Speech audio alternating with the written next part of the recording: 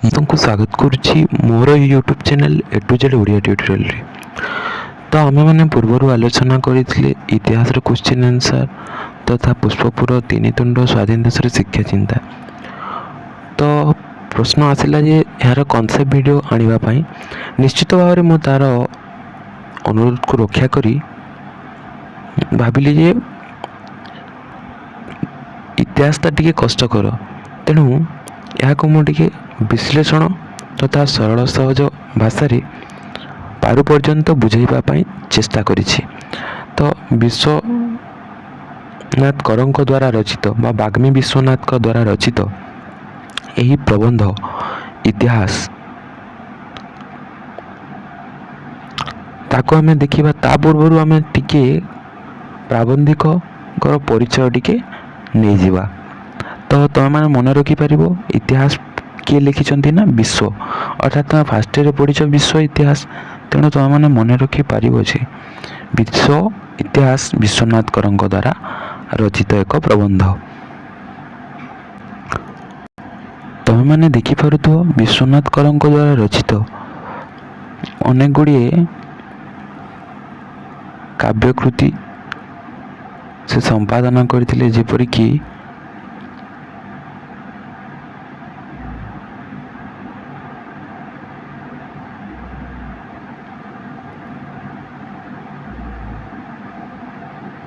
ଆଲୋକ ଜ୍ୟୋତ୍ସ୍ନା କୌମୁଦୀ, ତା ସହିତ ସେ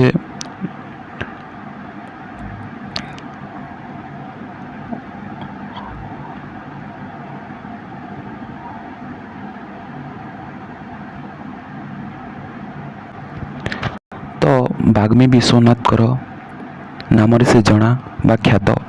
ଡିସେମ୍ବର ମାସ 1864 ମସିହାରେ ସେ ଜନ୍ମଗ୍ରହଣ କରି 1934 ମସିହାରେ 1864ରୁ 1934 ତାଙ୍କର ତିରୋଧାନ ହୋଇଛି ଏବଂ ସେ ଓଡ଼ିଆ ସ୍ୱାଧୀନତା ସଂଗ୍ରାମୀ ତଥା ଜଣେ ସମାଜ ସଂସ୍କାରକ, ସେ ଜଣେ ଫ୍ରିଡ଼ମ୍ ଫାଇଟର, ଜଣେ ସମାଜ ସଂସ୍କାରକ, ଜଣେ ଶିକ୍ଷକ, ଜଣେ ସମ୍ପାଦକ, ଜଣେ ପ୍ରାବନ୍ଧିକ ତଥା ଜଣେ ବାଗ୍ମୀ ମଧ୍ୟ ଥିଲେ। ସେ ଉତ୍କଳ ସାହିତ୍ୟ ପତ୍ରିକାରେ ସମ୍ପାଦନା ମଧ୍ୟ କରିଥିଲେ। ଉତ୍କଳ ସାହିତ୍ୟ ପତ୍ରିକା ଯେଉଁଥିରେ କି ରେବତୀ ହେଲା, ଛଅ ମାଣ ଆଠ ଗୁଣ୍ଠ ହେଲା, ଲଛମା ମାମୁଁ, ପ୍ରାୟତଃ ବହୁତ ଗୁଡ଼ିଏ ଗଳ୍ପ ଉପନ୍ୟାସ ରଚିତ ହୋଇଥିଲା ଆଉ ପ୍ରକାଶ କରାଯାଇଥିଲା। ଉତ୍କଳ ସମୀରର ଅନ୍ୟତମ ସଞ୍ଚାଳକ ତଥା ବିହାର ଓଡ଼ିଶା ପ୍ରଦେଶର ଜଣେ ବ୍ୟବସ୍ଥାପକ ଭାବରେ ମଧ୍ୟ ବେଶ ପ୍ରଖ୍ୟାତ ଥିଲେ ବାଗ୍ମୀ ବିଶ୍ୱନାଥଙ୍କର। ତତ୍କାଳୀନ ବ୍ରିଟିଶ ସରକାରମାନଙ୍କ ଠାରୁ ରାୟ ବାହାଦୁର ଉପାଧି ମଧ୍ୟ ସେ ପାଇଥିଲେ। ବାଗ୍ମୀ ବିଶ୍ୱନାଥଙ୍କର ରାୟ ବାହାଦୁର ମଧ୍ୟ ଉପାଧି ପାଇଥିଲେ ବ୍ରିଟିଶମାନଙ୍କ ଠାରୁ। ତଥା 1896 ମସିହାରେ ସେ ବିବିଧ ପ୍ରବନ୍ଧ ମଧ୍ୟ ରଚନା କରିଥିଲେ। ପୁସ୍ତକଟି ସଂସ୍କୃତି, ସାହିତ୍ୟ, ଧର୍ମ ଇତ୍ୟାଦି ବିଷୟରେ ବିଭିନ୍ନ ସମୟରେ ରଚିତ ଉତ୍କଳ ସାହିତ୍ୟର ପୂର୍ବରୁ ପ୍ରକାଶିତ ପ୍ରବନ୍ଧାବଳୀର ଏକ ସଂକଳନ। ପ୍ରାରମ୍ଭିକ ଜୀବନ। ତାଙ୍କର ପ୍ରାରମ୍ଭିକ ଜୀବନରେ ସେ କଟକ ଜିଲ୍ଲାର ମାହାଙ୍ଗା ନିକଟସ୍ଥ ମୂଳବନ୍ତ ଗ୍ରାମରେ ଜନ୍ମଗ୍ରହଣ କରିଥିଲେ। ତାଙ୍କର ପିତା ଥିଲେ ନାରାୟଣ କର, ମାତା ଥିଲେ ବିଦେହୀ ଦେବୀ। ସେ ତାଙ୍କର ଶିକ୍ଷା ଲାଭକୁ ଫକୀରମୋହନ ଏକାଡେମୀରେ ନାଁ ଲେଖାଇଥିଲେ। ନବପ୍ରତିଷ୍ଠିତ କଟକଠାରେ ଯାହା ଥିଲା କୁଆଁପାଲରୁ ମାଇନର ପାସ୍ କରିଥିଲେ ଏବଂ 1884 ମସିହାରେ ସେ ଏଣ୍ଟ୍ରାନ୍ସ ପାସ୍ କରିଥିଲେ। ବୃତ୍ତିରେ ଜଣେ ରାଜନୀତିଜ୍ଞ ମଧ୍ୟ ଥିଲେ ଏବଂ ବହି ସମ୍ପାଦନାରେ ମଧ୍ୟ ତାଙ୍କର ବିଶେଷ ଭୂମିକା ଥିଲା। ତାଙ୍କର ଜଣେ ସନ୍ତାନ ଥିଲେ ସୁପ୍ରଭା କର। ଚାକିରି ଜୀବନରେ ସେ ପ୍ରଧାନ ଶିକ୍ଷକ ଭାବରେ ମଧ୍ୟ ନିଯୁକ୍ତି ପାଇଥିଲେ ବିରଳ ଗ୍ରାମଠାରେ। ଉତ୍କଳ ସାହିତ୍ୟ ପତ୍ରିକାର ସମ୍ପାଦନା ତଥା ଉତ୍କଳ ସାହିତ୍ୟ ପ୍ରେସର ସ୍ଥାପନାରେ ମଧ୍ୟ ତାଙ୍କର ଗୋଟିଏ ଅନନ୍ୟ ଭୂମିକା ରହିଥିଲା। ଆଉ ବିଶେଷ କିଛି ଆମେ ଅଧ୍ୟୟନ କରିବା ନାହିଁ, ଡାଇରେକ୍ଟ ଟେକ୍ସଟକୁ ଯିବା। କ'ଣ ରହିଛି ଇତିହାସରେ ଦେଖିବା। ଯାହା କିଛି ହାଇଲାଇଟ୍ କରାଯାଇଛି ତାହା କ୍ୱେଶ୍ଚିନ୍ ଆନ୍ସର୍ ତଥା ପୂର୍ବରୁ ଆସିଥିବା ପ୍ରଶ୍ନକୁ ନେଇକି ହାଇଲାଇଟ୍ କରାଯାଇଛି। ନିଶ୍ଚିତ ଭାବରେ ତୁମେମାନେ ମଧ୍ୟ ପେନସିଲ୍ରେ ହାଇଲାଇଟ୍ କରିଦେବ ବୋଲି ଆଶା କରେ, ଯାହାଫଳରେ ପରୀକ୍ଷା ସମୟରେ କ'ଣ କହିବ ନା ଟିକେ ଟିକେ ଉପର ଛାଉଣିଆ ଦେଖିଦେବ। ଏ ସଂସାରରେ ସାଧାରଣତଃ ଦୁଇଟି ଶ୍ରେଣୀର ମନୁଷ୍ୟ ଆମେ ଦେଖିବାକୁ ପାଉ, ସେ ତାହା ଆମେ ଏକ୍ଜାମ୍ପଲ୍ ମାଧ୍ୟମରେ ମଧ୍ୟ ବୁଝିପାରିବା।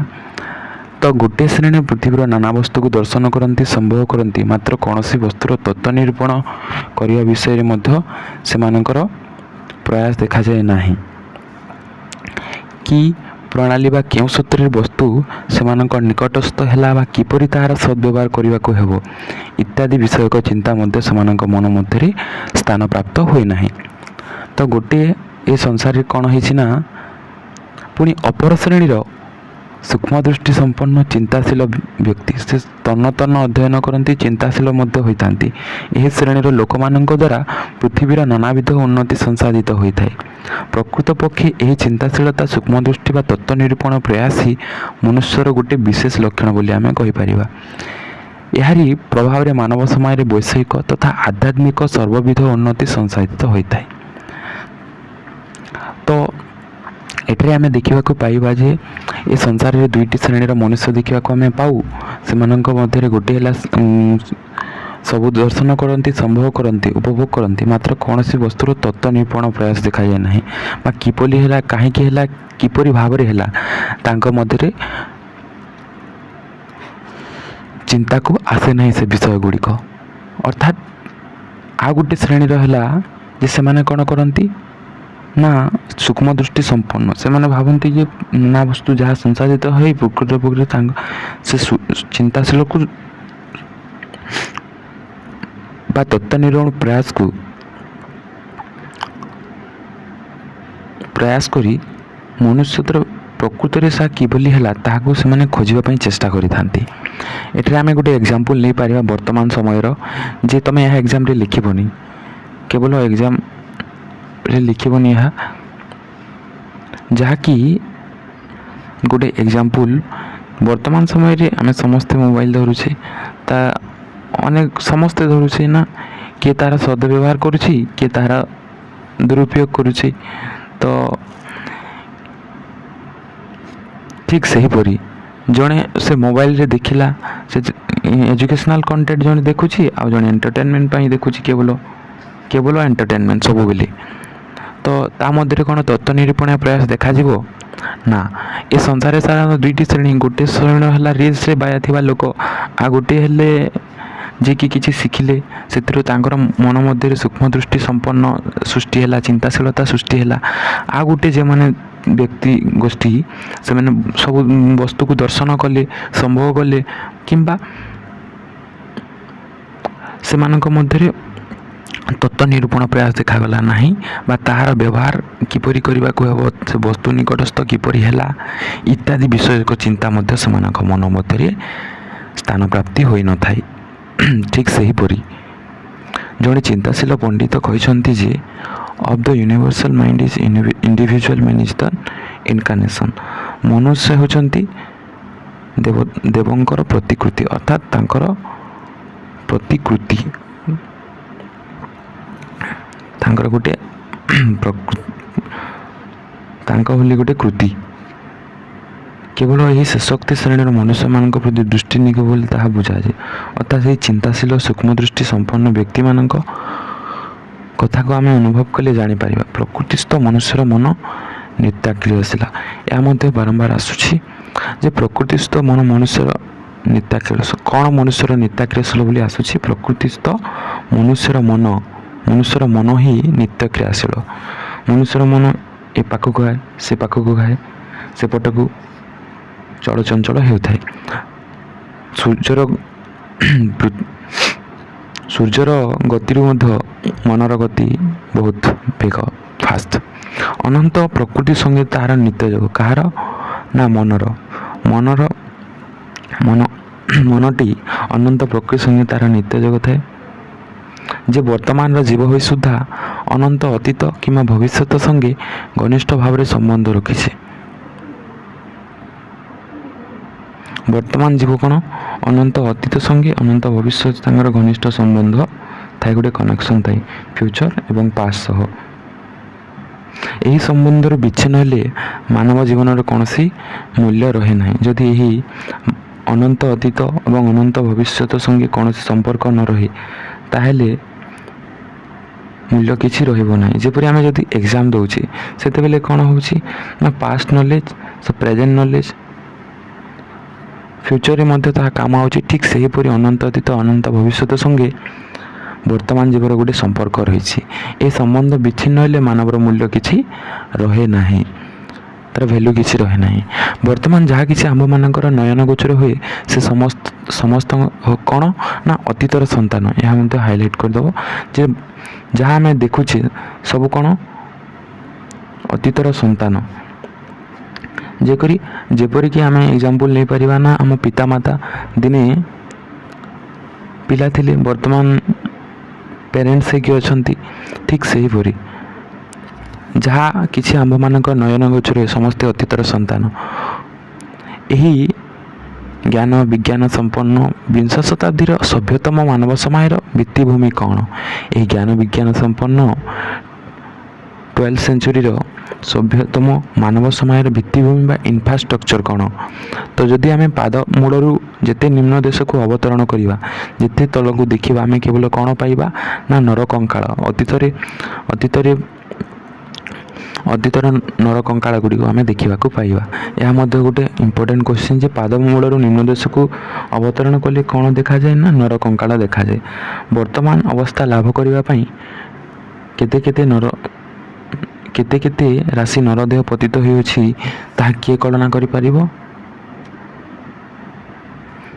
ବର୍ତ୍ତମାନ ଅବସ୍ଥା ଲାଭ କରିବା ଦ୍ୱାରା କେତେ ନରଦେହ ପତିତ ହୋଇଛି ତାହା କଳନା କରାଯାଇପାରିବ।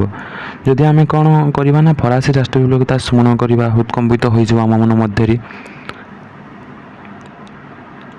ଲକ୍ଷ ଲୁଇସ୍ 14, ଲୁଇସ୍ 15, ଲୁଇସ୍ 16 କଥା, କ୍ଲାସି ନୋବେଲିଟି ଏହି ସମ୍ପର୍କରେ ଫ୍ରାଟର୍ନିଟି ଇକ୍ୱାଲିଟି ପାଇଁ ସେମାନେ ସ୍ୱାଧୀନତା ସମାନତା ଭାତୃତ୍ୱ ପାଇଁ କେତେ ନ ଲଢ଼େଇ କରିନଥିଲେ। ଲକ୍ଷ ମହାପ୍ରାଣୀଙ୍କ ବିନାଶ ବାର୍ତ୍ତା ଯଦି ଆମେ ଶ୍ରବଣ କରିବା ତାହେଲେ ଆମ ମନରେ ଦୁଃଖ ଚାଲି ଆସିବ, ଶୋକ ଚାଲି ଆସିବ, ପ୍ରାଣ ଥରହର ହୋଇ ଉଠିବ।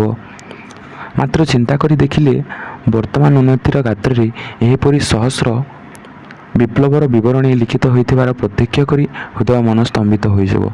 ଯଦି ଆମେ ଚିନ୍ତା କରି ଦେଖିବା ତାହେଲେ ବର୍ତ୍ତମାନ ବା ପ୍ରେଜେଣ୍ଟରେ କ'ଣ ହେବ ନା ଉନ୍ନତିର ଗାତ୍ରରେ ଏହିପରି ସହସ୍ର ବିପ୍ଳବର ବିବରଣୀ ଲିଖିତ ହୋଇଥିବାର ଆମେ ଦେଖିବାକୁ ପାଇବା। ଅନେକ ଗୁଡ଼ିଏ ବିପ୍ଳବ ଦେଖିବା ପାଇଁ, ଆମେରିକାନ୍ ରିଭଲ୍ୟୁସନ୍ ଦେଖିବା ପାଇଁ ପାଇବା, ଫ୍ରେଞ୍ଚ ରିଭଲ୍ୟୁସନ୍ ଦେଖିବା ପାଇଁ ପାଇବା, ଆମ ଓଡ଼ିଶାରେ ମଧ୍ୟ ଦେଖିବା ପାଇଁ ଅନେକ ଗୁଡ଼ିଏ ବିପ୍ଳବ, ନବଜାଗରଣ, ଭାଷା ଆନ୍ଦୋଳନ, ଯୁଦ୍ଧ ମଧ୍ୟ ଦେଖିବା ପାଇଁ ପାଇବା ଅନେକ ଗୁଡ଼ିଏ, ଯେପରି ଫରାସୀ ବିପ୍ଳବ, ମହାସଂଗ୍ରାମ। ପୁଣି ଏହି ପ୍ରତ୍ୟକ୍ଷ ବୃତ୍ତି ବିପ୍ଳବ ରାଶି ଛଡ଼ା ନିରବ ଦେହପାତର ସଂଖ୍ୟା କେତେ ତାହା ବା କିଏ ଗଣନା କରିପାରିବ? ତାହାକୁ ଆମେ ଗଣିପାରିବା ନା ଗଣିପାରିବା ନାହିଁ। ପିତା ପୁତ୍ରର ଶୁକ୍ର ଶୋଣିତରେ ସନ୍ତାନର ଉତ୍ପତ୍ତି, ଏହା ଯେପରି ଅବିସମ୍ବାଦ୍ୟ ସତ୍ୟ, ସମଗ୍ର ଅତୀତ ମାନବ ଜାତିର ରକ୍ତ ମାଂସରୁ ବର୍ତ୍ତମାନ ମାନବ ବୁଦ୍ଧିର ଉଦ୍ଭୂତ, ଏହା ମଧ୍ୟ ସେପରି ସତ୍ୟ। ପିତାମାତାଙ୍କର ଶୁକ୍ର ଶୋଣିତରେ ସନ୍ତାନର ଉତ୍ପତ୍ତି ହୋଇ ଆମେ ସମସ୍ତେ ଜାଣିଛେ, ଏହା ଯେପରି ଅବିସମ୍ବାଦିତ ସତ୍ୟ, ଏହା ଯେପରି ସତ୍ୟ, ଠିକ୍ ସେହିପରି ଭାବରେ ମାନବ ଜାତିର ରକ୍ତ ମାଂସରୁ ହିଁ ବର୍ତ୍ତମାନ ମାନବ ଜାତିର ଉଦ୍ଭୂତ ବୋଲି ମଧ୍ୟ ଆମେ କହିପାରିବା। ଏହା ମଧ୍ୟ ଗୋଟେ ଇମ୍ପୋର୍ଟାଣ୍ଟ କ୍ୱେଶ୍ଚିନ୍। ପୃଥିବୀର ବର୍ତ୍ତମାନ ଅବସ୍ଥା ମଧ୍ୟରେ ଯେପରି ପୂର୍ବବର୍ତ୍ତୀ ସକଳ ପ୍ରକାରର ଅବସ୍ଥାର ଚିହ୍ନ ଏବଂ ବିଭିନ୍ନ ଶ୍ରେଣୀର ଜୀବରାଶିର ଦେହାବଶେଷ ପରିଲକ୍ଷିତ ହୁଏ ବର୍ତ୍ତମାନ ମାନବ ସମୟର ଦେହରେ, ସେପରି ଅତୀତ ମାନବ ସମୟର ଭାବରେ ସେ ମଧ୍ୟ ପ୍ରତ୍ୟକ୍ଷ ଥିବାର ଅନୁଭୂତ ହୁଏ। ତ ଯଦି ଆମେ ଦେଖିବା ପୃଥିବୀର ବର୍ତ୍ତମାନ ଅବସ୍ଥାରେ ଯେପରି ପୂର୍ବବର୍ତ୍ତୀ ସକଳ ପ୍ରକାର ଅବସ୍ଥାର ଚିହ୍ନ କିଛି ଦେଖିବାକୁ ପାଉ, ଠିକ୍ ସେହିପରି ବିଭିନ୍ନ ଶ୍ରେଣୀର ଜୀବରାଶି ମଧ୍ୟରେ ପରିଲକ୍ଷିତ ହୁଏ ବର୍ତ୍ତମାନ ମାନବ ସମୟ ଦେହରେ, ସେହିପରି ଅତୀତ ମାନବ ସମୟର କିଛି ଭାବରାଶି ଥିବାର ପ୍ରତ୍ୟକ୍ଷ ହୁଏ। ଅତୀତର କିଛି ପ୍ରଭାବ ତ ପଡ଼ିବ ନା,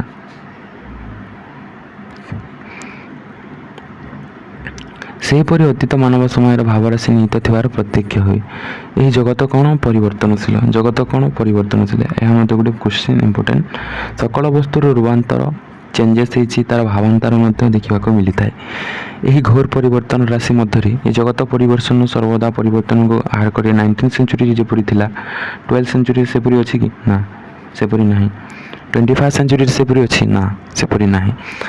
ଆଗରୁ ଇଣ୍ଟରନେଟ୍ ସୁବିଧା ନଥିଲା, ତାପରେ ଇଣ୍ଟରନେଟ୍ ସୁବିଧା ଆସିଲା, ତାପରେ 2G 3G 4G ବର୍ତ୍ତମାନ 5Gକୁ ଆସିଲାଣି।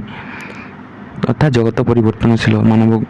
ମାନବର ପ୍ରକୃତି ଉନ୍ନତି ଯାହା ସତ୍ୟ ସଙ୍ଗେ ଘନିଷ୍ଠ ସମ୍ବନ୍ଧ ରହିଛି। ଏହା ମଧ୍ୟ ଗୋଟେ କ୍ୱେଶ୍ଚିନ୍, ଇମ୍ପୋର୍ଟାଣ୍ଟ କ୍ୱେଶ୍ଚିନ୍ ଯେ ମାନବର ପ୍ରକୃତି ଉନ୍ନତି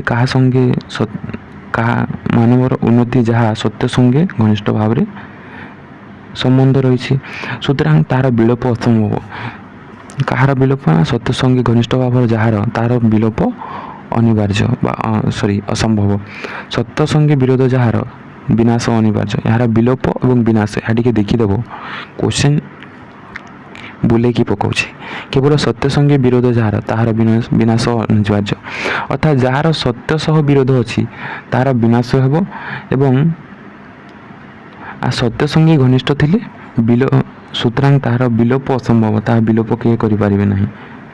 ଏଠି କ୍ୱେଶ୍ଚିନ୍ ଟିକେ ଟ୍ରିକି ଆସୁଛି। ତ ମାନବ ସମାଜ ମଧ୍ୟରେ ଏହି ବ୍ୟାପକ ଚିରକାଳ ଲାଗି ରହିଛି। ଏହି ବିନାଶ ହେଉ କି ବିଲୋପ ହେଉ, ବିଲୋପ ଅସମ୍ଭବ, ବିନାଶ ଅନିବାର୍ଯ୍ୟ, ଏହା ଚିରକାଳ ଲାଗି ରହିଛି। সকল ପ୍ରକାର ବିପ୍ଳବର ମୂଳରେ ରହିଛି ନିଗୁଢ଼ କାରଣଟି ବିଦ୍ୟମାନ। କ୍ଷୁଦ୍ର ଅଗ୍ନିକଣିକା ତୁଲ୍ୟ ଗୋଟିଏ ନିବୃତ ହୃଦୟରେ ଚିନ୍ତା ପରିବ୍ୟାପ୍ତ ହୋଇ ପ୍ରକାଣ୍ଡ ଅଗ୍ନିକାଣ୍ଡ ଉପସ୍ଥିତ କରେ। ଏହି ବିନାଶ ଅନିବାର୍ଯ୍ୟ ଏବଂ ବିଲୋପ ଅସମ୍ଭବ ଅଟେ। ତଦ୍ୱାରା ରାଶି ରାଶି ଅସତ୍ୟ, ଅନ୍ୟାୟ, ଅସତ୍ୟ, ଅପବିତ୍ରତା, ଶୁଷ୍କ ତୃଣରାଶି ତୁଲ୍ୟ ଭସ୍ମୀଭୂତ ହୋଇଯାଏ। କେବଳ ବିଶୁଦ୍ଧ ସତ୍ୟଟି, ସାରବସ୍ତୁଟି ପୂର୍ବାପେକ୍ଷା ଉଜ୍ଜ୍ୱଳତର ଆକାରରେ ପରିଭାତ ହୁଏ। ସବୁକୁ ଆମେ ଛାଡ଼ିଦେବା, କେବଳ କାହାକୁ ଦେଖିବା ନା, ସାରବସ୍ତୁଟି ଏବଂ ବିଶୁଦ୍ଧ ସତ୍ୟଟିକୁ ପୂର୍ବ ଅପେକ୍ଷା ଉଜ୍ଜ୍ୱଳତର ଆକାରରେ ଆମେ ଦେଖିବାକୁ ପାଉ ବା ପ୍ରତିଭାତ ହୋଇଥାଏ। ଏହା ମଧ୍ୟ ଗୋଟେ କ୍ୱେଶ୍ଚିନ୍, ତୁମେମାନେ ହାଇଲାଇଟ୍ କରି ଯାଅ ବୁକ୍ରେ ପେନସିଲ୍ରେ। ଜାତି ବିଶେଷରେ ଉତ୍ଥାନ ବା ପତନ ଏହି ସାର୍ବଭୌମ ନିୟମରେ ଅଧୀନ। ଜାତିର ଉତ୍ଥାନ ହେଉ କି ପତନ ହୁଏ ସାର୍ବଭୌମ ନିୟମର ଅଧୀନ ଅଟେ, ତା ଅଧୀନରେ ସର୍ବଦା ରହିଥାଏ। ଅତୀତ କାଳରେ ମାନବ ସମାଜ ମଧ୍ୟରେ ଏହି ନିୟମର କାର୍ଯ୍ୟପ୍ରଣାଳୀରେ ପ୍ରକୃତ ଇତିହାସ। ଅତୀତ କାଳରେ ମାନବ ସମାଜରେ ଯେଉଁ ନିୟମର କାର୍ଯ୍ୟପ୍ରଣାଳୀ ହେଇଥିଲା ତାହା ହିଁ ପ୍ରକୃତ ଇତିହାସ। ଏହି ବିବରଣୀ ଯେ ପରିମାଣରେ ପାଠ କରିପାରେ ସେ ସେହି ପରିମାଣରେ ଇତିହାସଜ୍ଞ। ଏହା ମଧ୍ୟ ଗୋଟେ ଇମ୍ପୋର୍ଟାଣ୍ଟ କ୍ୱେଶ୍ଚିନ୍, ଯିଏ ଯେପରି ଭାବେ ପାଠ କରେ ସେ ସେହି ପରିମାଣରେ ଐତିହାସିକ, ଯିଏ ତାହାର ଭ୍ୟୁ ଯେପରି ସେ ସେପରି ଇତିହାସ ଲେଖିବ। ତାପରେ ଆସିଲା ଆଉ ଗୋଟେ ଇମ୍ପୋର୍ଟାଣ୍ଟ କ୍ୱେଶ୍ଚିନ୍ ଯେ ବ୍ୟକ୍ତିଗତ ଜୀବନର ବିଷୟ ଆଲୋଚନା କଲେ ଆମେମାନେ ସମଷ୍ଟିଗତ ଜୀବନ ବିଷୟରେ ସହଜରେ ସମର୍ଥ ହେଉ। ଯଦି ଆମେ ହୋଲ୍ ଚାପ୍ଟରକୁ ପଢ଼ିଲେ ତାହାର ଛୋଟିଆ କନସେପ୍ଟକୁ ଇଜିଲି ଆମେ ବୁଝିପାରିବା ନା ନାହିଁ? ତୁମେମାନେ କହ ନା ହଁ। ମାନବ ଜୀବନରେ କେବଳ କେତେ ଗୋଟିଏ ଘଟଣାର ସମଷ୍ଟି ଛଡ଼ା ଆମେମାନେ ଆଉ ଅଧିକ କିଛି ଦେଖିପାରୁନାହୁଁ। କେତେ ଗୁଡ଼ିଏ ଘଟଣାର ସମଷ୍ଟିକୁ ଦେଖିଥାଉ ଏବଂ ଆଉ କିଛି ଦେଖିଥାଉ ନାହୁଁ। ସମସ୍ତ ଘଟଣାର ଲକ୍ଷ୍ୟ ଏବଂ ଗତି ଏକ ଆଡ଼କୁ। ଏହା ମଧ୍ୟ ଗୋଟେ କ୍ୱେଶ୍ଚିନ୍ ଆସିଥାଏ, ହାଇଲାଇଟ୍ କରିଦେବ ଯେ ସମସ୍ତ ଘଟଣାର ଲକ୍ଷ୍ୟ ଗୋଟିଏ ଆଡ଼କୁ ଏବଂ ଗୋଟିଏ ଦିଗକୁ। ଗୋଟିଏ ଘଟଣା ସମୟରେ ଜୀବନ ଯେଉଁଠାରେ ଥିଲା ଆଉ ଗୋଟିଏ ଅବସ୍ଥାରେ, ଆଉ ଗୋଟିଏ ଘଟଣା ବେଳକୁ ସେହି ସ୍ଥାନରେ ଅବସ୍ଥାରେ ନାହିଁ। ଅର୍ଥାତ୍ ପୂର୍ବରୁ ଆମେ ଯେପରି ଥିଲେ ବର୍ତ୍ତମାନ ସେପରି ଅଛି କି? ଠିକ୍ ସେହିପରି ଭାବରେ ଜୀବନ ଯେଉଁଠାରେ ଥିଲା ଘଟଣା ବର୍ତ୍ତମାନ ଆଉ ତାହା ନାହିଁ, ତାହା ଅନ୍ୟ ଆଡ଼କୁ ଅନ୍ୟ ଅବସ୍ଥାରେ ଅଛି। ତ କୌଣସି ସମୟରେ ଏପରି ମଧ୍ୟ ଦେଖାଯାଏ, ଆମେ ଏପରି ମଧ୍ୟ ଦେଖିବାକୁ ପାଇବା ଯେ ଜୀବନର କିଛି ଦୂର ପଶ୍ଚାତପଦ ହୋଇଅଛି। ଅର୍ଥାତ୍ ବହୁତ ଆଗକୁ ପଛକୁ ଚାଲି ଯାଇଥାଏ, ମାତ୍ର ପରବର୍ତ୍ତୀ ଘଟଣା ପଶ୍ଚାତପଦ ଦିଗରେ ଯଥେଷ୍ଟ କ୍ଷତିପୂରଣ ମଧ୍ୟ କରିଦେଇଥାଏ। କିଛି କ୍ଷତି ମଧ୍ୟ ଦେଖିବାକୁ ମିଳିଥାଏ। କେତେବେଳେ ଆଲୋକ, କେତେବେଳେ ଅନ୍ଧାର, କେତେବେଳେ ଉଚ୍ଚହାସ୍ୟ ଧ୍ୱନି, କେତେବେଳେ ମର୍ମଭେଦୀ ହାହାକାର। ଏହିପରି ପରସ୍ପର ବିରୁଦ୍ଧ ପ୍ରତିକୂଳ ଅବସ୍ଥାରେ ଭିତରେ ମାନବ ଜୀବନର ପ୍ରକୃତ ରୂପେ ଗଠିତ ହୋଇଥାଏ। କେତେବେଳେ ଆମେ ଆଲୋକ ଥାଉ, କେତେବେଳେ ଅନ୍ଧାର, କେତେବେଳେ ସକ୍ସେସ୍ ତ କେତେବେଳେ ଫେଲିୟର, କେତେବେଳେ ଉଚ୍ଚହାସ ଧ୍ୱନି ତ କେତେବେଳେ ମର୍ମଭେଦୀ ହାହାକାର। ବିରୁଦ୍ଧ ପ୍ରତିକୂଳ, କେତେବେଳେ ନେଗେଟିଭ୍ କେତେବେଳେ ପଜିଟିଭ୍। ଖାଲି ବୁଝେଇବା ପାଇଁ କହୁଛି ହେଲା। ଏହିସବୁ ଆମେ ଦେଖିବା ପାଇଁ ପାଉ। ନିରବଚ୍ଛିନ୍ନ ଆଲୋକ ବା ଆନନ୍ଦ ମାନବ ଜୀବନରେ ବା ମାନବ ସମୟରେ କଦାପି ଦୃଷ୍ଟି ହୁଏ ନାହିଁ, ହେବାର ସମ୍ଭାବନା ମଧ୍ୟ ନାହିଁ। ତ ଯଦି ଆମେ ତୂଳ ଦୃଷ୍ଟି ଦେବା ମାନବ ନିକଟରେ ଜଗତଟା କେବଳ ବିରୁଦ୍ଧ ଭାବାପନ୍ନ ବା ସବୁବେଳେ ପୃଥିବୀ ସେ ଦୋଷ ଦେଇଥାଏ, ଅର୍ଥାତ୍ ବିରୁଦ୍ଧ ଭାବାପନ୍ନ ତା'ର ଥାଏ। ନା ମୋର ଚାକିରି ହେଲାନି, ସେଥିପାଇଁ ନିଜେ ଦାୟୀ ନୁହଁ, ସେ ଅନ୍ୟକୁ ଦୋଷ ଦେବ। ମୋତେ ଜ୍ୱର ହେଲା, ଅମକ ହେଲା, ଢିମକ ହେଲା। ମାତ୍ର ଚିନ୍ତାଶୀଳ ମଣିଷ କ'ଣ କରେ ନା ସର୍ବତ ବ୍ୟାପାର ମଧ୍ୟରେ ସାମଞ୍ଜସ୍ୟ ଦର୍ଶନ କରେ। କାହିଁକି ମୋର ହେଲା ନାହିଁ, କିପରି ହେଲା ତାହାକୁ ସେ ଦେଖେ। ମୋର ଏପରି ଭୁଲ ଥିଲା, ଏଥିପାଇଁ ହେଲାନି, ମୋର ସେ ପଜିଟିଭଲି ନିଏ। ସମସ୍ତଙ୍କର ଗତି ଏକ ଆଡ଼କୁ, ଏକ ଅଖଣ୍ଡ ନିୟମରେ ସମସ୍ତ ଘଟଣା ବୋଲି ନିୟନ୍ତ୍ରିତ ହୋଇଅଛି। ସମସ୍ତଙ୍କ ଗତି କେଉଁ ଆଡ଼କୁ? ଏକ ଆଡ଼କୁ, ଏବଂ ଅଖଣ୍ଡ ନିୟମରେ ମଧ୍ୟ ସମସ୍ତ ଘଟଣା ବୋଲି ନିୟନ୍ତ୍ରିତ ବା କଣ୍ଟ୍ରୋଲ ହୋଇ ରହିଛି। ବ୍ୟକ୍ତିଗତ ଜୀବନରେ ଯେପରି ନାନା ଘଟଣା ଦେଖୁ, ନାନା ପରିବର୍ତ୍ତନ ଭିତରେ ସାରଭୂତ ଜୀବନଟି ଉନ୍ନତ ଆଡ଼କୁ ଅଗ୍ରସର ହୁଏ, ସମାଜ ମଧ୍ୟ ସେପରି ନାନା ଘଟଣା, ନାନା ପରିବର୍ତ୍ତନ ଦ୍ୱାରା ଉନ୍ନତିର ଅବସ୍ଥାକୁ ନୀତ ହୋଇଥାଏ। ନାନା ପରିବର୍ତ୍ତନ ଭିତରେ ସାରଭୂତ ଜୀବନଟି କ'ଣ ହୋଇଥାଏ ନା ପ୍ରୋଗ୍ରେସ୍ କରିବାକୁ ଲାଗିଥାଏ। ସମାଜ ମଧ୍ୟ ସେହିପରି ନାନା ଘଟଣା, ନାନା ପରିବର୍ତ୍ତନ ଦ୍ୱାରା ବର୍ତ୍ତମାନ ଅବସ୍ଥାକୁ ଦେଖିବାକୁ ମିଳୁଛି ବା ଅବସ୍ଥାକୁ ନୀତ ହୋଇ ଉନ୍ନତ ବା ପ୍ରୋଗ୍ରେସ୍ କରେ। ପ୍ରକୃତ ଭାବେ ଜଗତର କୌଣସି ଘଟଣା ଅର୍ଥଶୂନ୍ୟ ନୁହଁ। ପ୍ରତ୍ୟେକ ଘଟଣା ପାଇଁ କିଛି ନା କିଛି ଅର୍ଥ ରହିଛି। ଯେପରି ୱାର୍ଲଡ଼ ୱାର୍ ହେଲା, ସମସ୍ତେ ସାମ୍ରାଜ୍ୟବାଦ ନୀତି ୱେପନ୍କୁ ବୃଦ୍ଧି କଲେ ତଥା ନିଜକୁ ସୁପିରିୟର ବୋଲି କହିଲେ, ତାହା ମଧ୍ୟ ଗୋଟେ ସବୁ ଘଟଣାରେ ଗୋଟେ ଗୋଟେ ମିନିଂ ଥାଏ, ଅର୍ଥଶୂନ୍ୟ ନୁହଁ। ଏହା ମଧ୍ୟ ଗୋଟେ ଇମ୍ପୋର୍ଟାଣ୍ଟ କ୍ୱେଶ୍ଚିନ୍ ଆସିଥାଏ। ଏହି ଭାବରେ ଦେଖିଲେ ମାନବ ସମାଜର ସମସ୍ତ ବ୍ୟାପାର ଇତିହାସର ଅନ୍ତର୍ଭୁକ୍ତ, ସବୁକିଛି ଘଟଣା ଇତିହାସର ଅନ୍ତର୍ଭୁକ୍ତ। ଐଶ୍ୱର୍ଯ୍ୟଶାଳୀ ରାଜା, ଦିନହୀନ କୃଷକ ଉଭୟ ସମାଜର ଅଙ୍ଗ। ଜଣେ ରାଜା ହେଉ ବା ଦରିଦ୍ର ହେଉ, ସମସ୍ତେ କ'ଣ ନା ସମାଜର ଗୋଟେ ଗୋଟେ ଅଙ୍ଗ, ଉଭୟ ସମାଜର ଉନ୍ନତିର ଉପଯୋଗୀ। ରାଜା ଯଦି ପ୍ରଜା ମଙ୍ଗଳ ନିମନ୍ତେ କାର୍ଯ୍ୟ କରେ, ତାହା ସମାଜର ଉନ୍ନତି ସାଧିତ ହୁଏ। କୃଷକ କ'ଣ କରେ ନା ସେ କୃଷିଜାତ ଦ୍ରବ୍ୟ ସମାଜକୁ ଦିଏ, ଅର୍ଥାତ୍ କୃଷିଜାତ ଦ୍ରବ୍ୟ ଉତ୍ପାଦନ କରି ସମାଜକୁ ପୋଷଣ କରିଥାଏ, ସମାଜର ମଙ୍ଗଳ ସାଧନ କରିଥାଏ। ଜଣେ ମନୁଷ୍ୟକୁ ଯଥାର୍ଥ ରୂପେ ଜାଣିବାକୁ ହେଲେ, ଆମେ ଯଦି ଜଣେ ମନୁଷ୍ୟକୁ ଜାଣିବାକୁ ଚେଷ୍ଟା କରିବା, ତାହେଲେ ସମଗ୍ର ଜୀବନର ଇତିହାସ ଜାଣିବା ଆବଶ୍ୟକ। ତା'ର ଆମେ ହୋଲ୍ ଜୀବନର ସବୁକିଛି ଜାଣିବାକୁ ପଡ଼ିବ ନା, ତା'ର ବାୟୋଗ୍ରାଫିଟା, ତା'ର ବାୟୋଡାଟାକୁ ଜାଣିବାକୁ ପଡ଼ିବ। ତାକୁ ଯଦି ଜାଣିବାକୁ ହେଲେ, ନହେଲେ ଆମେ ଟିକେ ପଢ଼ିଦେଲେ ଜାଣିପାରିବାନି ତା ବିଷୟରେ, କି ଜାଣିଦେଲେ କେଉଁଠିରୁ, ସେଥିରୁ ଆମେ ଜାଣିପାରିବାନି ସେ କେତେ ଭଲ, କେତେ ଖରାପ, କେତେ ମନ୍ଦ। ସେହିପରି ମାନବ ସମାଜର ବିଷୟ ବୁଝିବା ପକ୍ଷରେ ସମଗ୍ର ଇତିହାସ ଅବଶ୍ୟ ଜ୍ଞାତବ୍ୟ। ସେହିପରି ଆମେ ଯଦି ମାନବ ସମାଜକୁ ଦେଖିବା ବା ବୁଝିବା, ତାହେଲେ ଆମେ ସମଗ୍ର ଇତିହାସ ଜାଣିବା ଆବଶ୍ୟକ। ବ୍ୟକ୍ତିଗତ ଜୀବନ ଇତିହାସକୁ ଆମେମାନେ ଜୀବନ ଚରିତ ବୋଲି କହୁଛେ, ବାୟୋଗ୍ରାଫି ଯାହାକୁ କହୁଛେ। ସେହିପରି ଜାତି ବିଶେଷର ଇତିହାସକୁ ସେହିପରି ଜାତିର ଜୀବନ ଚରିତ ବୋଲି ଆମେ କହିବା। ଜାତିର ଇତିହାସକୁ ଜାତିର ଜୀବନ ଚରିତ ଏବଂ ବ୍ୟକ୍ତିର ଜୀବନ ଇତିହାସକୁ ଜୀବନ ଚରିତ ବୋଲି କୁହାଯିବ। ମନୁଷ୍ୟ କିପରି ପ୍ରାଥମିକ ହୀନ ଅବସ୍ଥାରୁ କ୍ରମେ କ୍ରମେ ଉନ୍ନତି ହୋଇ ବର୍ତ୍ତମାନ ସଭ୍ୟତା ଲାଭ କରିଛି। ତ ଯେପରି ପୂର୍ବରୁ ଏନ୍ସିଏଣ୍ଟରୁ ଦେଖିଛେ ଆମେ ଯେ ପ୍ରି ହିଷ୍ଟ୍ରିରୁ ସେ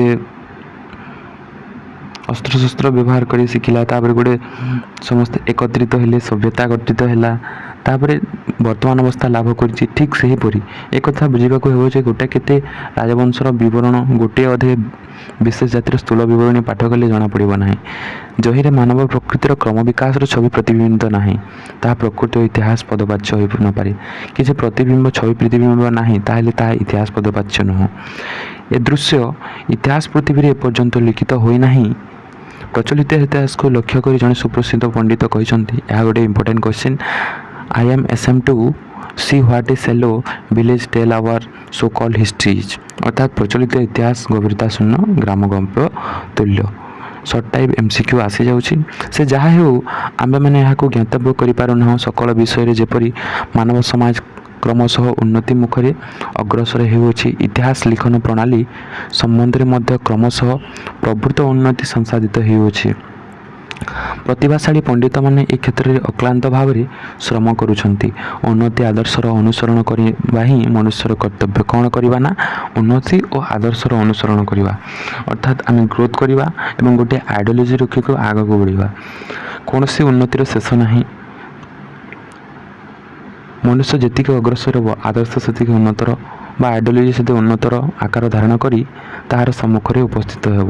ସମସ୍ତ ବିଷୟରେ ଦେଖାଯାଏ ଆଦର୍ଶ ତୁଳନାରେ ମନୁଷ୍ୟର ଲବ୍ଧ ଉନ୍ନତି ଅତି କିଞ୍ଚିତତର। ଏହା 2023ରେ ଆସିଥିଲା। ଆଦର୍ଶର ତୁଳନାରେ ମନୁଷ୍ୟର ଲବ୍ଧ ଉନ୍ନତି ଅତି କିଞ୍ଚିତତର। ତା'ର ଆଇଡ଼ିଓଲୋଜି ଠାରୁ ତା'ର ଉନ୍ନତି କିଞ୍ଚିତର କମ୍। ଅଥଚ ପ୍ରାଥମିକ ହୀନାବସ୍ଥା ସଙ୍ଗେ ତାହାର କେତେକ ପ୍ରଭେଦ ଦେଖିବାକୁ ମଧ୍ୟ ମିଳିଥାଏ। ପ୍ରଥମ ଅବସ୍ଥାରେ ଇତିହାସ ବୋଲି ଗୋଟିଏ ବସ୍ତୁର ଅସ୍ତିତ୍ୱ ନଥିଲା କହିଲେ ଅତ୍ୟୁକ୍ତ ହେବ ନାହିଁ। ଆମେ ଯେଉଁ ହିଷ୍ଟ୍ରି କହୁଛେ ତାହା ପୂର୍ବରୁ ନଥିଲା। ହିଷ୍ଟ୍ରି କହିଲେ ହିଷ୍ଟ୍ରି ଏହା ସେ ଭାରତବାସୀ ପ୍ରାଚୀନ କାଳରେ ଇତିହାସ ଲେଖିବାକୁ ହିଷ୍ଟ୍ରି ସବଜେକ୍ଟ କଥା କହୁଛି ହେଲା। ଇତିହାସ ଲେଖିବାକୁ ଶିକ୍ଷା କରିନଥିଲେ ତାହା ନୁହେଁ। ଭାବି ଦେଖିଲେ କୌଣସି ଜାତିର ପୁରୁଷମାନେ ଏ ଅପବାଦରୁ ସମ୍ପୂର୍ଣ୍ଣ ମୁକ୍ତି ଲାଭ କରିପାରିବେ ନାହିଁ। ପ୍ରତ୍ୟେକ ଜାତିର ପ୍ରାଚୀନ ଇତିହାସ କେବଳ କେତେଗୁଡ଼ିଏ କ୍ଷମତାଶାଳୀ ବୀରପୁରୁଷ କଳ୍ପନା ମିଶ୍ରିତ ବିବରଣୀ ଛଡ଼ା ଆଉ କିଛି ନୁହଁ। ଅର୍ଥାତ୍ ଆମେ ଇତିହାସ ଯଦି ଦେଖିବା ପ୍ରତ୍ୟେକ ଜାତିର ଇତିହାସ କେତେଗୁଡ଼ିଏ କ୍ଷମତାଶୀଳ ବୀରପୁରୁଷ ଅଛନ୍ତି ଏବଂ କଳ୍ପନା ମିଶ୍ର ବିବରଣୀ ରହିଛି, ତା ଛଡ଼ା ଆଉ କିଛି ନୁହଁ। ସେହି ବିବରଣୀମାନେ ଦେବତା ବା ଦେବ ଅଂଶରେ ଜାତ ବା ସେମାନଙ୍କ କାର୍ଯ୍ୟକଳାପ ଅଲୌକିକ ବା ଅସାଧାରଣ ଯାହାକୁ ଆମେ କହୁଛେ। ତେବେ ଏହା ଅବଶ୍ୟ ସ୍ୱୀକାର କରିବାକୁ ହେବ ଯେ ଆମକୁ ଆକ୍ସେପ୍ଟ କରିବାକୁ ପଡ଼ିବ ଯେ ଆମେମାନେ ଦେଶରେ କଳ୍ପନା ମାତ୍ରା ଅଧିକ, ଆମର ଇମାଜିନେସନ୍ ଟିକେ ବେଶୀ। ସେହି କଳ୍ପନା ରାଶି ଭେଦ କରି ପ୍ରକୃତ ତଥ୍ୟ ଲାଭ କରିବା ସାଧାରଣ ମନୁଷ୍ୟର କାର୍ଯ୍ୟ ନୁହଁ। ହିନ୍ଦୁ ଜାତି ଚିରକାଳ କଳ୍ପନାପ୍ରିୟତା ନିମିତ୍ତ ଖ୍ୟାତ। କାହିଁକି ଫେମସ୍ ନା ହିନ୍ଦୁ ଜାତି ଚିରକାଳ ନିମିତ୍ତ ଫେମସ୍। ଏହା 2023ର କ୍ୱେଶ୍ଚିନ୍ ଯେ ହିନ୍ଦୁ ଜାତି ଚିରକାଳ କାହିଁକି ଖ୍ୟାତ ନା କଳ୍ପନାପ୍ରିୟତା ପାଇଁ ଖ୍ୟାତ। ସକଳ ବିଷୟରେ ଏମାନେ କଳ୍ପନାର ଚରମ ସୀମାରେ ଉପସ୍ଥିତ ନ ହୋଇ ଛାଡ଼ି ନାହାନ୍ତି। ସବୁଥିରେ କଳ୍ପନା ପ୍ରାୟ ଦେଖିବାକୁ ମିଳେ। ତୁମେମାନେ ପ୍ରାୟ ସମସ୍ତ ଦେଖିଥିବ ଅନେକ ଗୁଡ଼ିଏ ଗ୍ରନ୍ଥ, ଗଳ୍ପ, ଉପନ୍ୟାସ ଏଥିରେ କଳ୍ପନା ପ୍ରାୟ ରହିଥାଏ, ବାସ୍ତବ କମ୍। ଆମମାନଙ୍କ ଦେଶରେ ପ୍ରାଚୀନ ଚିକିତ୍ସା ଶାସ୍ତ୍ରରେ ଯେପରି ରସିକତା, ଭାବୁକତା, ଅଲଙ୍କାର, ଆଡ଼ମ୍ବର ସମାବେଶ ଦେଖାଯାଇଥାଏ, ଅନ୍ୟ ଦେଶର ନାଟକାଦିରେ ତାହା ଦେଖାଯାଇନଥାଏ। ମଧ୍ୟଯୁଗକୁ ଚାଲିଯିବା, ଆଧୁନିକକୁ ଚାଲିଯିବା, ପ୍ରାଚୀନକୁ ଚାଲିଯିବା, ଆମେ ସବୁଥିରେ ଦେଖିବା ମଧ୍ୟଯୁଗର ଆଲଙ୍କତା, ପ୍ରାଚୀନ ଯୁଗରେ କାଳ୍ପନିକା ପୌରାଣିକତା, ବର୍ତ୍ତମାନରେ ପ୍ରେମ ସମୋଗ ଏସବୁ ଦେଖିବାକୁ ପାଇବା। ଯେ ସେ ଯାହା ହେଉନା କାହିଁକି ପ୍ରାଚୀନ କାଳରେ ଏହି ପ୍ରକାର କଳ୍ପନା ମିଶ୍ରିତ ବିବରଣୀ ଛଡ଼ା ଆମେମାନେ ବିଶୁଦ୍ଧ ଇତିହାସ ବୋଲି କୌଣସି ବସ୍ତୁ ପାଇପାରୁନାହୁଁ। କେଉଁଠାରେ ବା ଏହି ବିବରଣୀମାନ ଇତିହାସ ଆଖ୍ୟା ପ୍ରାପ୍ତି ହୋଇଅଛି, କେଉଁଠାରେ କାବ୍ୟ, ନାଟକ, ପୁରାଣ ଇତ୍ୟାଦି ଆକାର ଧାରଣ କରିଛି। ପ୍ରକୃତପକ୍ଷେ ପ୍ରାଚୀନ କାଳରେ ଇତିହାସ ଭିନ୍ନ ଭିନ୍ନ ଯୁଗରେ ସାହିତ୍ୟ ମଧ୍ୟରେ ଅନ୍ତର୍ନିବିଷ୍ଟ ଅଛି। ପ୍ରାଚୀନ ଧର୍ମଶାସ୍ତ୍ର ପର୍ଯ୍ୟନ୍ତ ଐତିହାସିକ ସତ୍ୟରେ ପରିପୂର୍ଣ୍ଣ। ପୁରାତନ ବାଇବେଲ ଆମମାନଙ୍କର ବିରୁଦ୍ଧ ତାହାର ଉଜ୍ଜ୍ୱଳ ପ୍ରମାଣ ରହିଛି। ଧର୍ମଶାସ୍ତ୍ର ପରି ଐତିହାସିକ ସତ୍ୟ ରହିଛି। କେବଳ ତାହା ନୁହେଁ, ଭିନ୍ନ ଭିନ୍ନ ଦେଶର ଭିନ୍ନ କାଳର ମନ୍ଦିର, ଗୃହ, ଖୋଦିତ ଫଳକାଦିରେ ସେହି ଦେଶର କାଳର ଇତିହାସ ଉଜ୍ଜ୍ୱଳ ଅକ୍ଷରେ ଲିଖିତ ହୋଇଅଛି। ସୂକ୍ଷ୍ମ ଦୃଷ୍ଟି ସମ୍ପନ୍ନ ପଣ୍ଡିତମାନେ ଅର୍ଥାତ୍ ଯେ ପୁରା ଟିକିନିକି ସୂକ୍ଷ୍ମ ଦୃଷ୍ଟି କରିଥାନ୍ତି, ମନୁଷ୍ୟ ବଳରେ ସେହି ସାହିତ୍ୟର ନାନା ବିଭାଗରୁ ପ୍ରାଚୀନ କୀର୍ତ୍ତିରୁ ଖୋଦିତ ମୂର୍ତ୍ତିରୁ ଫଳକାଦିରୁ ଐତିହାସିକ ସତ୍ୟ ସଂଗ୍ରହ କରିଥାନ୍ତି ବା ହିଷ୍ଟୋରିକାଲ ଟ୍ରୁଥ୍ ସଂଗ୍ରହ କରି ପ୍ରାଚୀନ ଐତିହାସିକ ନାମକ ଗୋଟିଏ ଉପାଦେୟ ବସ୍ତୁ ଆମମାନଙ୍କ ଉପକରେ ଉପସ୍ଥାପିତ କରିଛନ୍ତି। କିନ୍ତୁ ସେହି ସଂଗୃହୀତ ଅଂଶ ମାତ୍ର ପ୍ରକୃତ ଇତିହାସ ନୁହଁ, ତାହା ପ୍ରକୃତ ଇତିହାସ ନା ବା ବିଶେଷ ମତ ସ୍ଥାପନ କରିବା କାଳାଦି ନିର୍ଣ୍ଣୟାର୍ଥେ ପ୍ରତ୍ନତତ୍ତ୍ୱବିତ୍ ପଣ୍ଡିତମାନେ ମଧ୍ୟ ଯେ ତୁମୁଳ ସଂଗ୍ରାମ ସମୟ ଉପସ୍ଥାପିତ ହୁଏ ଏବଂ ତାହାର ଫଳସ୍ୱରୂପ ଯେ ପ୍ରକାଣ୍ଡ ପୁସ୍ତକମାନ ରଚିତ ହୁଏ, ସେ ସମସ୍ତ ମଧ୍ୟ ପ୍ରକୃତ ଇତିହାସ ନୁହେଁ। ପ୍ରକୃତ ଇତିହାସ ଯେ ସମସ୍ତଙ୍କର ପଶ୍ଚାତପଦରେ ଚିନ୍ତାଶୀଳ ପାଠକମାନେ ତାହା ପାଠ କରିବାକୁ ସମର୍ଥ ହୋଇଥାନ୍ତି। ପୁଣି ଦେଖାବା ଆଉ ଗୋଟିଏ ଭିଡ଼ିଓରେ ନୂଆ କନସେପ୍ଟ ସହ। Thank you.